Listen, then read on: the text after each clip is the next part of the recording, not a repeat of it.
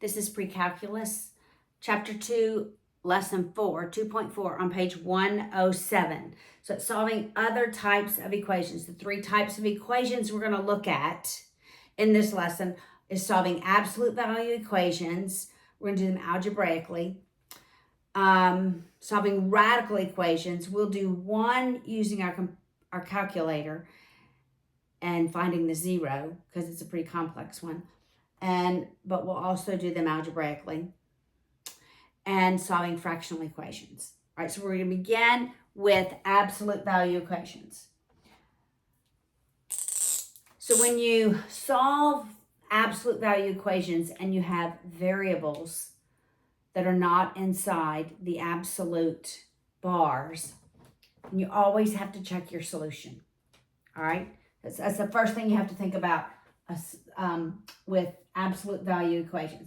So when let's say I have a variable inside the absolute bars, that can never equal a negative number. All right, it can never equal a negative number. So this is the reason why when you solve absolute value equations, you must check your solutions, because the result will never be a negative value. However, as you're solving them, I'm just going to start with example 1, which is on page 110. With example 1, all right? All right, what is true inside the absolute bars is this value can be 8.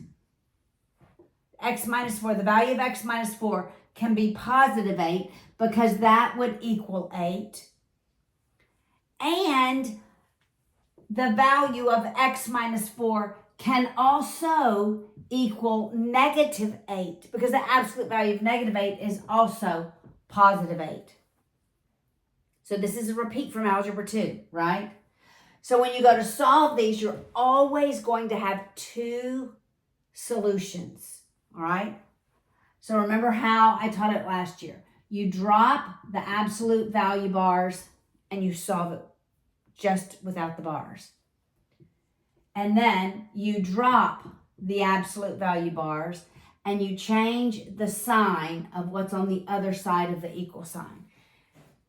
Your textbook, which is the same, it's working the same exact way.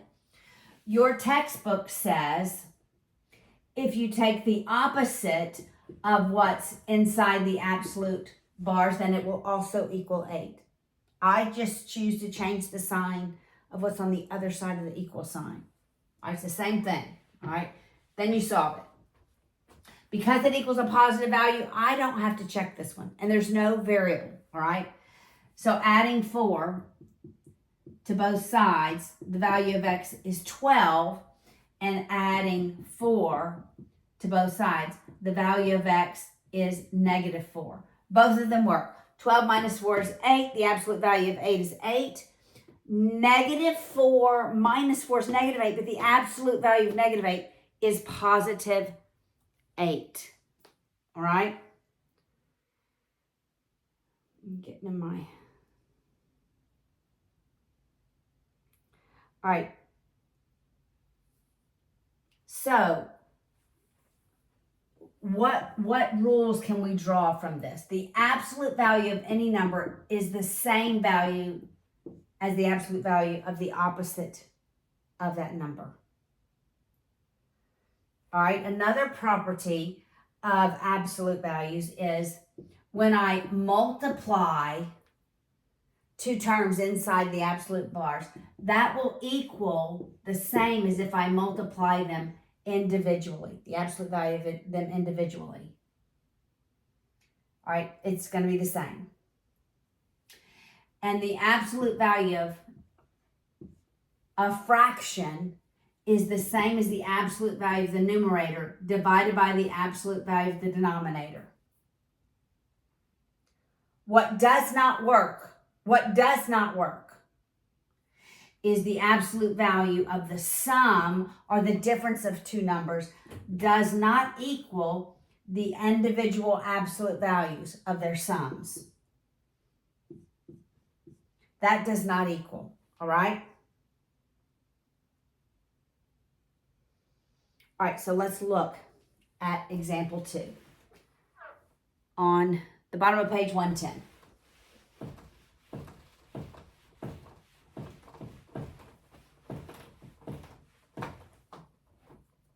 I'm going to change colors here. All right. Example 2 says the absolute value of x plus 4 equals 5x minus 2. Right, now we have an x. On this side, we have got to check it. But we're still going to do the same thing.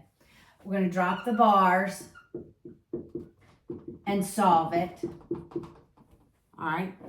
Then we're going to drop the bars and change the sign of the terms on the right-hand side of the equal sign. All right. We're going to have two solutions, but we have to check it. I'm on the left-hand side, I'm going to subtract x, and I'm going to add 2. I end up with 6 equals 4x. When I divide both sides by 4, the value of x is 3/2. That's one solution, 3/2. When I first eliminate parentheses, I distribute that negative. So it's negative 5x plus 2. Now I'm going to add 5x on both sides. And I'm going to subtract 4 from both sides. And I end up with 6x equals negative 2. When I divide both sides by 6, x equals negative 1/3. All right, I'm going to check them now, all right?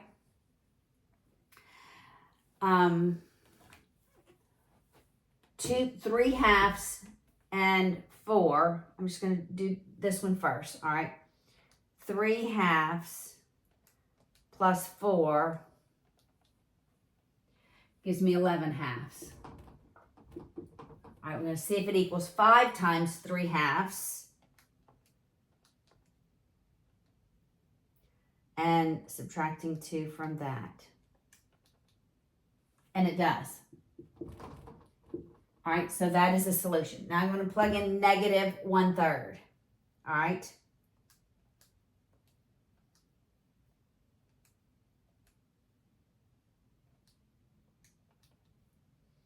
All right, so this is 11/3 on the left-hand side. I'm just plugging negative 1/3 in for x in that original equation. Then 5 times 1/3 minus 2. It's negative 1/3. So this one is not a solution. All right. Negative 1/3 is not a solution. There's only one solution. I could have known that. It's a negative number. That's a negative. Minus a negative is a negative. And that's always going to be positive. Positive does not equal a negative. All right. Example 3 is another inequality, another absolute value.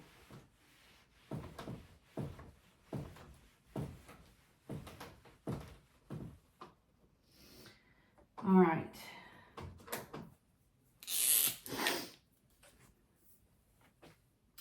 And it is the absolute value of x squared plus 4x minus 3 equals 2. I'm going to do the same thing. I'm going to drop the absolute bars and solve it. I'm going to drop the bars. I got to move this. I keep stepping on something. There we go. I'm going to drop the bars. I'm going to change the sign of the value on the right-hand side of the equal sign. I'm going to set it equal to 0. So I'm going to subtract 2. So I have x squared plus 4x minus 5 equals 0. That's easily factored. Maybe 5 and 1. Yep. 5 and 1 plus 5 minus 1. So x is negative 5 and positive 1. I'm going to check them in a minute. I'm going to add 2 to both sides.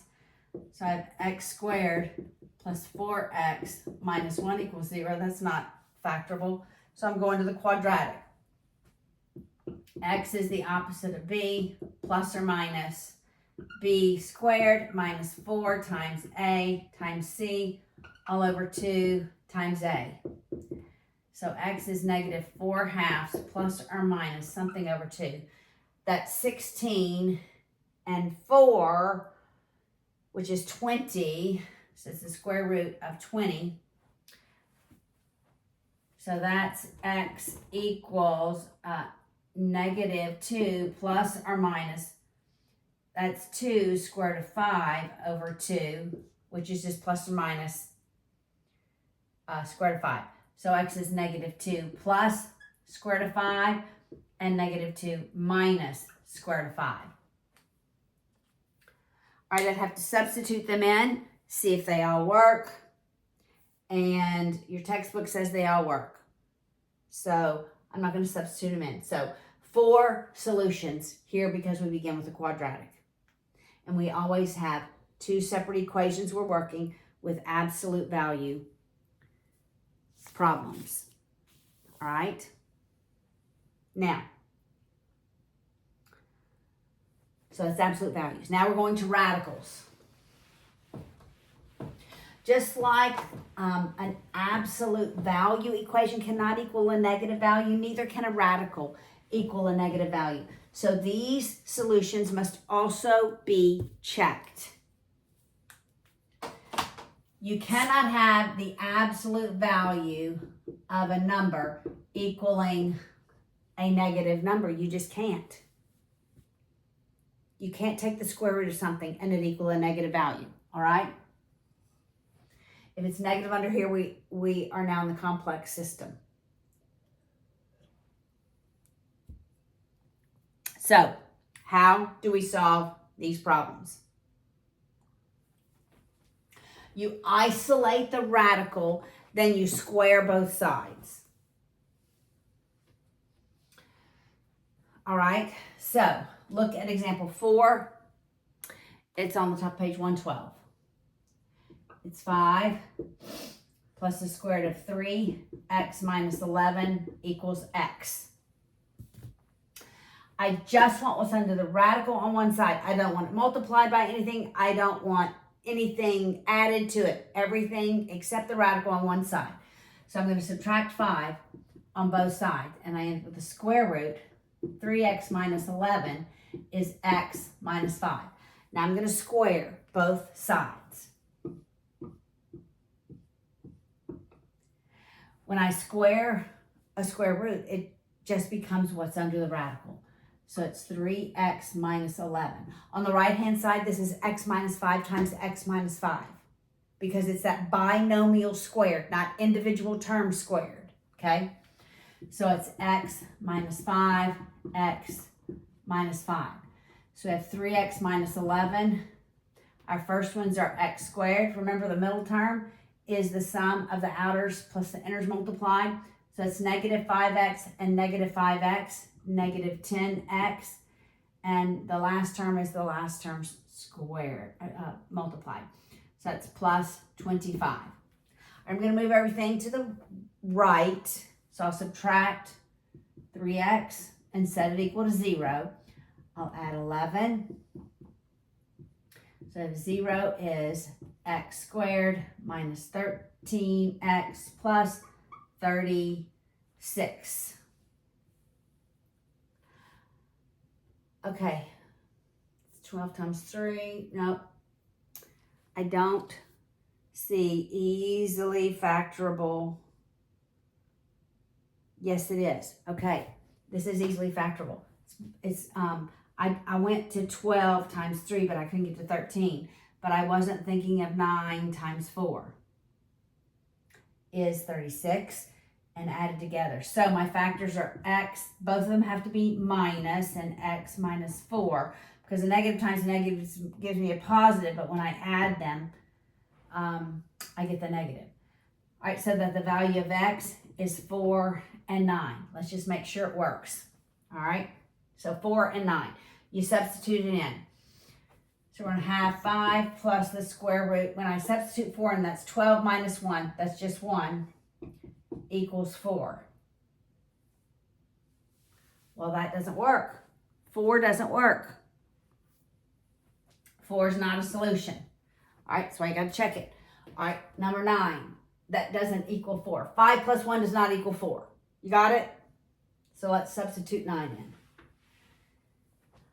Does 9 equal 5 plus, okay, that's 27. 27 minus 11, which is 16. Square root of that is 4. So 9 is your only solution. All right, so you have to check these solutions. All right, example 5 is a little more complicated.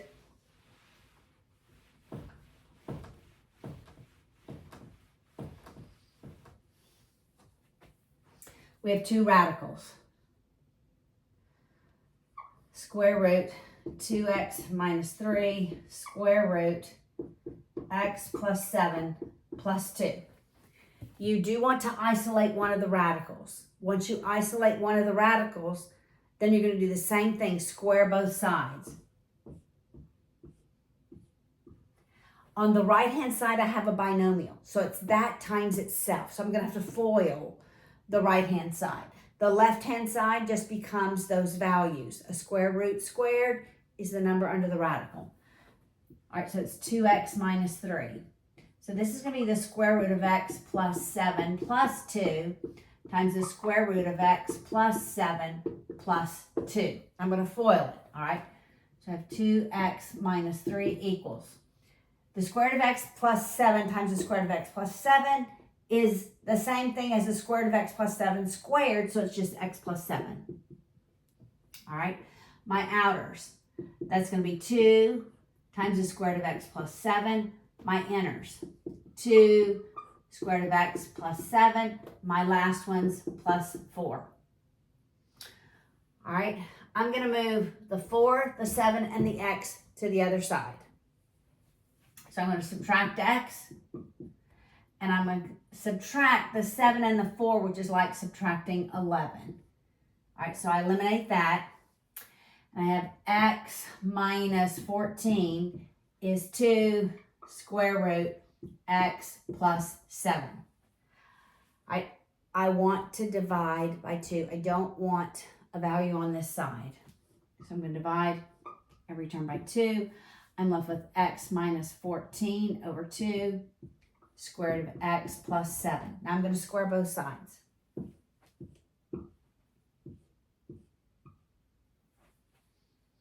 All right, on the right-hand side, that's the same thing as x minus 14 squared over 2 squared. But on the right-hand side, I'm just left with x plus 7. All right, x plus 14 squared. X plus 14 squared will go up here. So x plus 14 times x plus 14 over 2 squared, which is 4, equals x plus 7. Okay, I'm going to do two things in this one. I'm going to eliminate that denominator. I'm going to multiply every term by 4. All right, so it eliminates that denominator. I'm going to FOIL this. All right, so it's x squared plus 28x plus, what is 14 times 14? 14 times 14 is 196. 196 equals 4x plus 28. I'm going to move it all to the right-hand side. So I'm going to subtract 4x from both sides, subtract 28. I set it equals 0.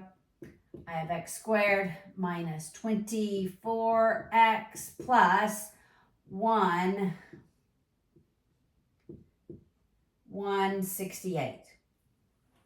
All right, factors of 168 such that we add them and the result is negative 24. Are they whole numbers? Looks like 2 and 42. All right. 2 times 42, is that 168? No, that's not right.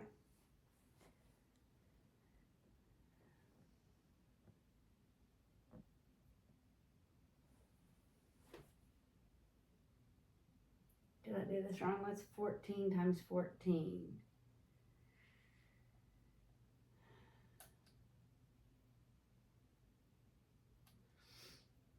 Somewhere on my math is wrong. We end up here in the book. Let's see. I did this right. X minus 14. Oh, they didn't multiply this by 4. They left the 2 on the other side, but you should have come out with the same thing. We have 196. But they have 16. Why did they square the 4? Oh, because this is 4. I made this a 2. All right, so this was 4. All right, you see, when I added my 2, I didn't make it 2. That should have been 4, 4, 4, all right? So that this should have been 16. That would have been 4, so that would have been, we're multiplying by, that would have been 16, so we're multiplying by 16. All right, I'm having to go back. 16 times 7. What's 16 times 7? 112. So we would have ended up here with 112. And we would have subtracted 112. And this would have been 16. We would have subtracted 16x and had what? 114, 14x. And that would have been 84. Okay. All right. You with me? 84. I didn't add my 2's. All right. That's how they get x minus 2 times x minus 42 equals 0. So x equals 2 and 42. All right. Now, you have to go back in and check them. All right. You have to verify. So 2 and 42. I'm going to erase this and go back to the original problem and substitute those in. The 2 and the 42. All right. So the original problem, 2 and 42 is what we're going to substitute in. 2 times 2 minus 3 minus the square root. 2 plus 7, does that equal 2? So that's 4 minus 3, that's 1. And that's 2 plus 7, that's minus 3, does not equal 2. 2 does not work. 2 is not a solution. Now let's go back in and substitute 42. Square root, I don't know why I made that one so long. Square root of 2 times 42 minus 3 minus 42 plus 7. Does that equal 2? So that is what? 84 minus 3, which is 81, and that is 9. 42 plus 7, that's 49, and that is 7. Does that equal 2? Yes. So your only solution is x equals 42. All right. Example 6. It's now word problems. You're not given the equations, so you have to come up with the equations. This one we're going to actually work in our calculator, all right? Because of the information they give us. All right, so look, Stella is standing at point A. We're on the bottom of page 113, all right? So I need you to follow me. Stella is up here at point A, all right? She is at 2.5 kilometers from the opposite bank, and she wants to go all the way to point B, and they call this point D. This distance is 15 kilometers, but she's going to row some to here, point C. And so then they label C to B is going to be X, and D to C is going to be 15 minus X. All right, so this is what she's going to row. And then does she run? She's going to row, and then she's going to run. All right, so the distance rowing plus the distance running is what we need, right? To see how far she's going to go. So we need the distance rowing plus the distance running. That's the goal.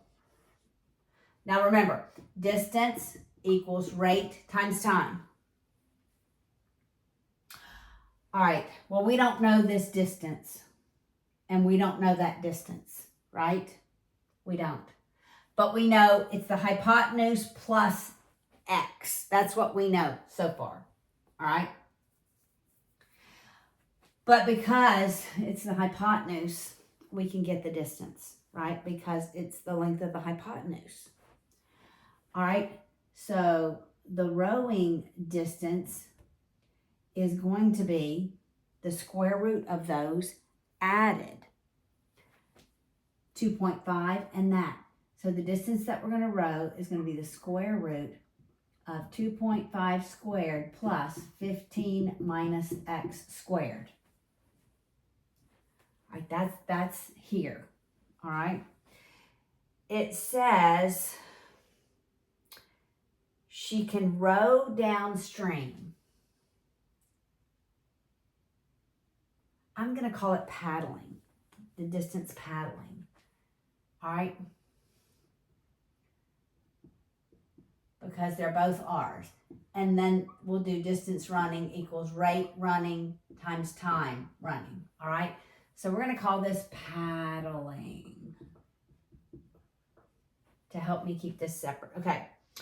She can row or paddle downstream at a rate. So that's the rate paddling, 4 kilometers per hour.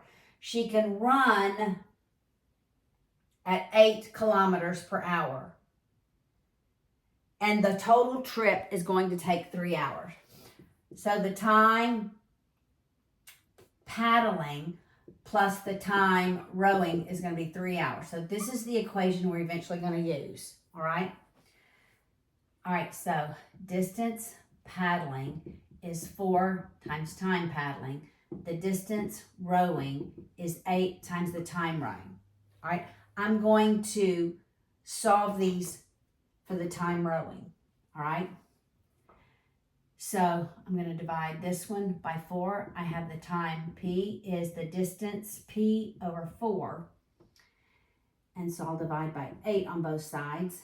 I have the time rowing is the distance rowing over 8. All right. Running. The distance running is going to be my X value. So the time running is going to be X over 8. All right. The distance paddling, I'm going to use that. So that it's the square root 2.5 squared plus 15 minus X squared over 4 equals the time paddling. Now I'm going to substitute both of these in to this equation. All right. So I'm going to go over here. So it's going to be the square root of 2.5 squared plus 15 minus X squared over 4 plus X over 8 equals 3. Got it? Got where I got that from? I'm going to subtract the 3 from both sides. So it's the square root 2.5 squared plus 15 minus X squared over 4 plus X over 3, 4, 8, Paula, 8. Oh, that's easy to make an 8. Minus 3 equals 0. I'm going to eliminate my denominators by multiplying every term by 8. All right, so I'm going to multiply by 8, multiply by 8. That becomes 2, so it's 2 times 2.5 squared plus 15 minus X squared. It's just plus X minus 24 equals 0. I'm going to put this in my calculator and do second trace 0. All right, so how am I putting that in my calculator? I'm going to erase this. I'm going to put it in my calculator. I'm going to write it exactly how I'm putting it in my calculator. All right. So I'm going to open parentheses. 2 times square root. I might have to erase. Or I'll just go to the next row. 2.5 squared plus 15 minus x squared.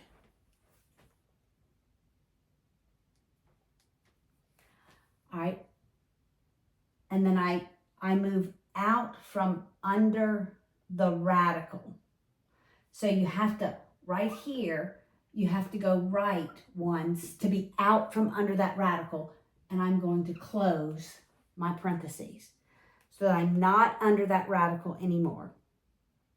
It should be obvious on your calculator. Then it's just plus x minus 24. All right, I set my window. I didn't want negative numbers because the distance can't be a negative distance, right? That x value represents that distance. It can't be negative. It's a positive distance. So I set my x from 0. It can't be beyond 15 because 15 is the longest. So if you go 0 to 20, then you should see. That's what I'm doing, 0 to 20. And that's what I see. I have 2 of them. All right, so if you do second trace 0, you get 2 values. All right, I'm not going to do that. You get 2 values though. I did it, it worked. You get x equals, there's 2 of them, 6. That one doesn't work at all. Okay, I'm not putting that one back over there. All right, you get x, let's see if this one works. 6 point something, 6.74. And the other one is too big a number. It's 17 point something. X is 17.26. That one doesn't work because the entire distance, let me just show you the image because it changed. That entire distance is only 15. So it can't be 17. All right. So that was too big of a number. So the only one that worked is 6.74. All right. So therefore, is it 6.74? Yeah, the zeros are 6.74. So that is your solution. If she takes it, how far from B should she land? That's the x, 6.74, whatever it is, kilometers. All right. Last part of this lesson. All right, fractional equations.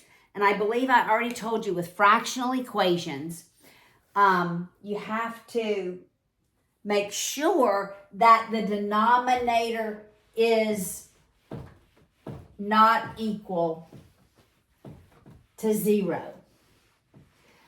All right, so I'm just going to write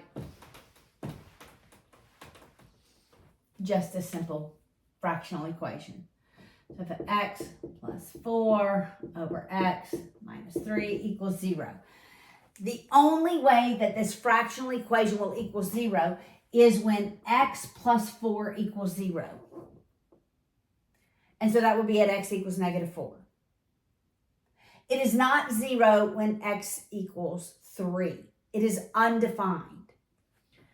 So when we have quadratics, like x squared plus 2x plus 3 over x squared minus 4x plus 6, if we have something like that, I have to solve for the zeros of the numerator. When I solve for them, I have to make sure that they don't make the denominator equal 0. Because if I have a 0 of the numerator that is also a 0 of the denominator, then this equation is undefined at that point. In fact, it is a hole in the graph. All right? So you have to verify that the solutions, you only have to solve for the solutions of the numerator. But once you solve for the solutions of the numerator, then you have to make sure that they do not make the denominator equal to 0. All right? Last problem, example 7.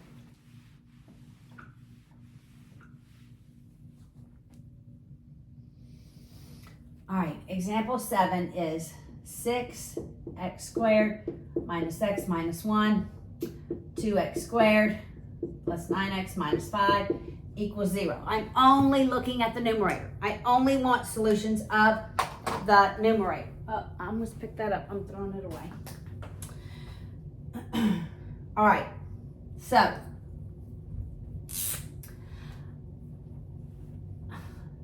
I can't think of factors. I can think of factors. So factors of -6, that's 6 times -1, such that we add them, the result is -1. That's the B value. Well, that would be -3, +2, right? So those both, remember the little trick, right? And we simplify. That's 1, that's 2. So this is 2x minus 1. And x is +1/2, just the opposite of that. And this is 1, and that is 3. So that's 3x plus 1. And x is -1/3. All right, we have to make sure that it doesn't make the denominator equal to 0. So I am literally going to do this in my calculator. 2 times 1/2 squared. 2, open parentheses, I'm just going to put 0.5, close parentheses squared. I'll show you how I put it in my calculator in a minute. Plus 9 times 0.5 minus 5. All right, that's how I put it in my calculator. And then I'm going to hit enter. That makes the denominator 0. So 1/2 is not a solution. Not a solution. All right, let's try -1/3. All right, I'm going to have to put 2 times -1 divided by 3, close it squared. You see how I put that in there? All right, I'm going to do the same thing. Plus 9 times -1, and it's the negative button, not the minus. Divided by 3. All right, so that's how I put the next term in. And then I'll subtract 5. It's not 0. That's the only solution.